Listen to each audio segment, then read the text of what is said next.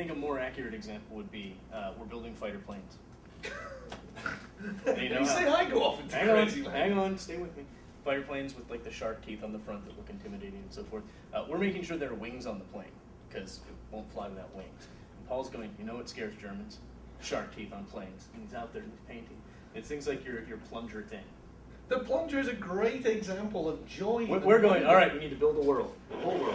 It needs to have the ground, it needs to have the sky, we should probably have some trees, put some people in it, buildings, and we have a schedule go. And then Paul comes in and... Well, so when I log into a land, the very first thing I do is go in the wrong direction and jump over things and run around things I'm not supposed to be in. This isn't because I'm a griefer, it isn't because I'm trying to upset people. I'm just excitable and I want to go into crazy places. So in the high elf area, I found a way of leaping over a wall and then running down a cliff, and then if you did it just the right thing, you survived on 1 hit point, because you hit a tree on the way down. You can't hit it every time, like maybe 1 in 3. You hit this tree, and it just keeps you alive. And if you then get until you get maximum health, then throw yourself off again, there's a bush which has got one plane of it's got a collision detection in, and you bounce off the bush and on 1 hit point at the bottom of the cliff near the beach. Now I mentioned that and they go, oh, we can fix that. We'll just take the collision detection off the bush and put a definite. No. Add a plunger next to some boom handler. No, he doesn't mean a toilet plunger. He means prospect. I said, then link it to the tome of knowledge. So it says, you have found one of the plungers of the world. And then allow me to trigger it. And then blow me up and fire me back to the top. And then when I land, kill me. And he said, well, why would you do that? Because it's awesome. And they went, no, that's just crazy. It's not crazy. So I made them build me a plunger. I made them wire up the tome of knowledge, plunger of the world. I put a huge knockback and made them put it there. And then I said, in fact, we should put them everywhere where you can potentially get crazy lost. So we've got this in the dwarf area. There's this bridge where you can push barrels off and they blow up and they kill stuff. But we spent so much time trying to block you from falling off this bloody cliff. People are always finding ways of doing it. So instead I went, well, why don't we make it so that if by some miracle you fall off, by some miracle you fall all the way down, and by some miracle you don't die. They went, well, that's impossible. But if by some miracle you don't die, why don't we, in the bottom of the trench, flatten out a little path and put a plunger? And so they put it in with like, no one will, I think it was called No One Will Ever Find This.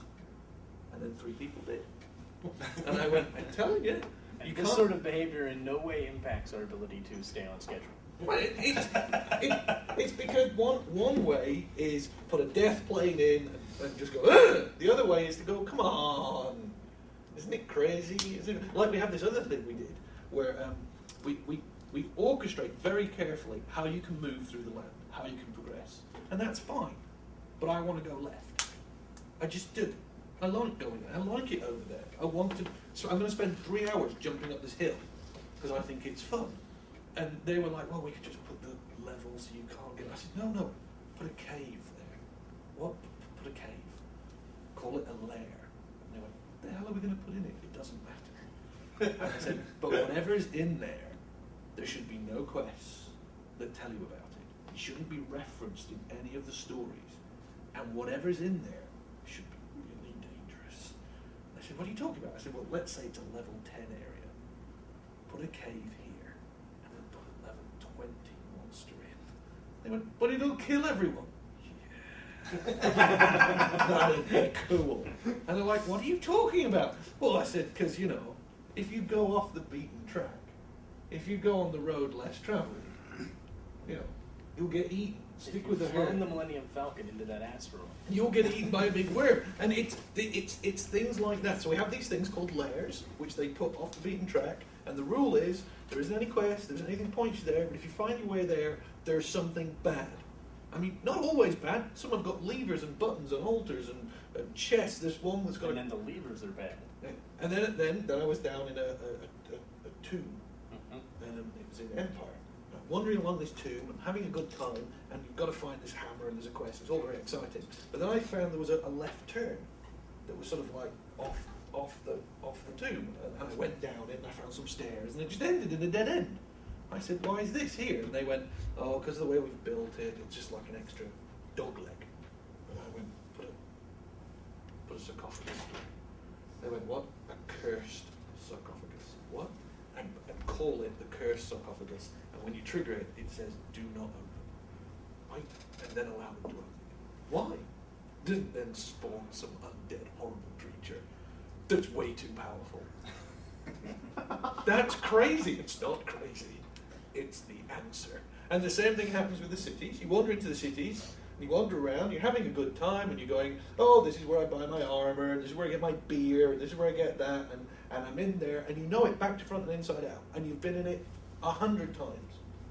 And then one time you're in it, and for no reason whatsoever, there's an enormous demon bashing the thing to pieces and eating people.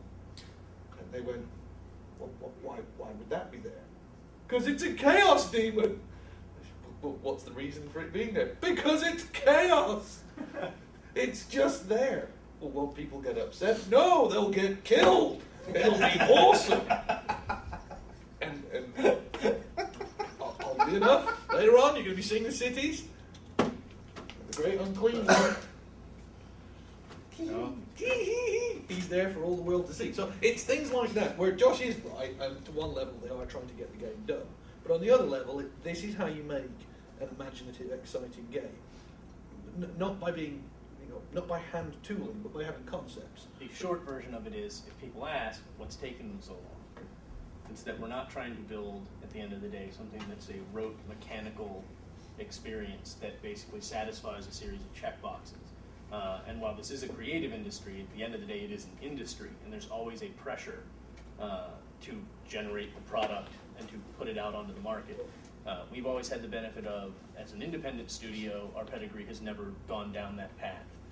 We've never been more interested in hitting a launch date than creating a good game. And John Riccatello, who's taken charge of EA recently, actually mirrors that very much. Handsome. The extraordinarily handsome, amazing haircut John Riccatello, who came to visit each of the studios after he took over, and made it very, very clear that EA's goal, in addition to obviously being a public company that tries to make money, For its shareholders. For its shareholders, who we love, is also dedicated to creating quality games. That he expects one of the metrics that we utilize is the overall public response to our games needs to be critically positive. That we can't just continue to go out and generate games that are, make a profit and off you go. They're looking for high quality games that are evocative, interesting, the types of things that draw in public attention from outside, even after the initial hype is gone. And so in order to do that, you really do need to have the Paul Barnetts of the world kind of come in and squat on your product and go, what if we dedicated 15 programmers for 6 weeks to do this thing? It's the strangest thing that people think are cool. It doesn't matter what it is. You buy an enormous stereo, it's got perfect sound, it's high quality, but I'm just really obsessed by this little light that blinks on and off in a pleasing fashion. I just really like it. That you go out and buy a car, and it's a beautiful piece of machinery that's immaculately put together, but I'm just really impressed with the way the seat readjusts on this one button. I just really like it. It is the strange little things that breed that sort of joy and bind you on a spiritual level to what you're doing. You can't really explain why you like it. I just like this joystick. This controller just feels right. I like these colours. I like the clicky sound. I just like it more than the other one. I can't tell you why. It defies an equation. It's why we're human. It's why the difficulty with these games is trying to stay away from seeing the pattern. Because you see the pattern and go, oh, I see what it is, and then you can replicate the pattern and miss the spirit. It's why Disney know how to do cartoons, and why other people struggle. There's something about it. It's why Apple have cracked how to do these iPod music things. There's just something pleasing. It's why the Nintendo Wii makes you go, I can't really explain it. There's something about the way it's angled on that little stand that I just really like, and I don't know why. And it defies common sense, because we're human. And that's what you've got to do with the game. Because we've got 240 people, and tens of millions of dollars, and 4 years of their life, or 3 years of their life, there's their life, there's a duty to the industrial process, but there's also a duty to be able to stand back and say, we made that.